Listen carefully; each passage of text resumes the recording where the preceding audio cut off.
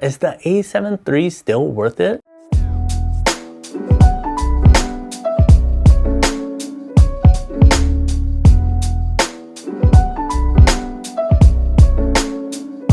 Hey everyone, welcome back to the channel. I've been using the Sony A7S III ever since it was released, and honestly, I still love it to this day.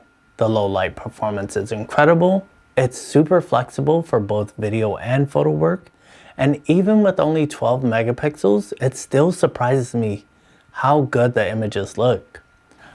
But in 2025, with so many new camera bodies out there, is the A7 III still worth it? Let's break it down.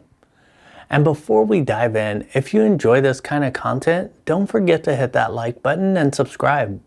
We're pushing toward 250 subs, and your support really helps the channel grow. This camera dropped all the way back in 2020, but here we are 5 years later and I'm still using it. So what makes it hold up so well? By the end of this video, you'll know if the A7 III is still the right choice for creators in 2025, or if it's time to move on. Let's start with what keeps this camera in my kit bag. You've got 4K at up to 120 for silky smooth slow motion, 10-bit 422 internal recording for amazing color depth and flexibility in post, and of course, the low light performance that just destroys most other cameras in this range.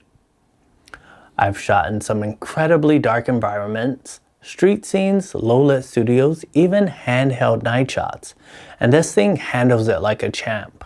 Clean, usable footage even at 12,800 ISO or higher. Now I know what you're thinking. 12 megapixels sounds low in 2025, right? But honestly, I see it as an advantage because you can't rely on cropping in post. It forces you to become a better photographer and filmmaker.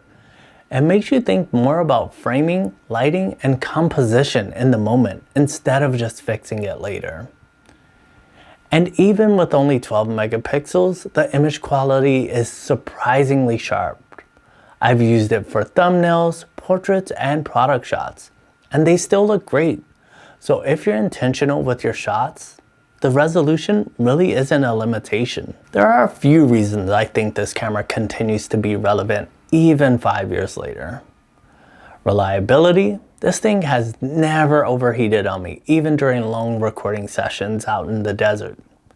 Dynamic range, the S-Log gives tons of room for grading and the image stays clean.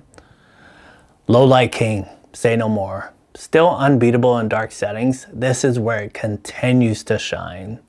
The color and workflow, the files grade beautifully, and working with 10-bit footage keeps editing smooth without massive file sizes. And that E-mount ecosystem. Tons of lens options, Sony, Sigma, Tamron, which means you can tailor the setup to your style or budget. Of course, it's not all roses. There are a few areas where it's starting to show its age. No 6K or 8K recording, which might matter for some future-proofed workflows. The 12 megapixels can limit heavy cropping or detailed photo work. Some of the newer Sony cameras have faster AI-based autofocus, though the A7 III is still a solid choice. And while it has come down in price, it's still a premium investment even in 2025. But for me, the image quality and usability easily outweigh those trade-offs. If you're creating content for YouTube, social media, professional video, this camera still absolutely delivers. 4K 120 gives all the cinematic slow motion you could want. It performs flawlessly in studio and low light setups, and it handles long recording sessions without overheating. For YouTubers, filmmakers, and hybrid shooters who care more about quality than the megapixels, the A7 III is still one of the best options in 2025. It's dependable, easy to color grade, and has that signature Sony look that's perfect for content creation. If you're primarily a photographer or you want 6K or 8K video and extreme autofocus tracking, you might look at something like the A7 IV, A7R5, the A1, or A9 Mark III. But if your focus is storytelling, cinematic content, or professional level YouTube work, the A7S III remains an absolute workhorse. So after using the A7 III since launch, I can confidently say this. It's still one of the best full-frame video cameras you can buy in 2025. It nails low light performance, gives you amazing dynamic range, and even with 12 megapixels, it's taught me to compose shots more intentionally instead of relying on cropping. It's not just a camera, it's a tool that helps you grow creatively. So yeah, in my opinion, the A7S III is definitely still worth it in 2025. Let me know in the comments if you're still using the A7S III or if you've moved on to something newer like the A7 IV or the FX3.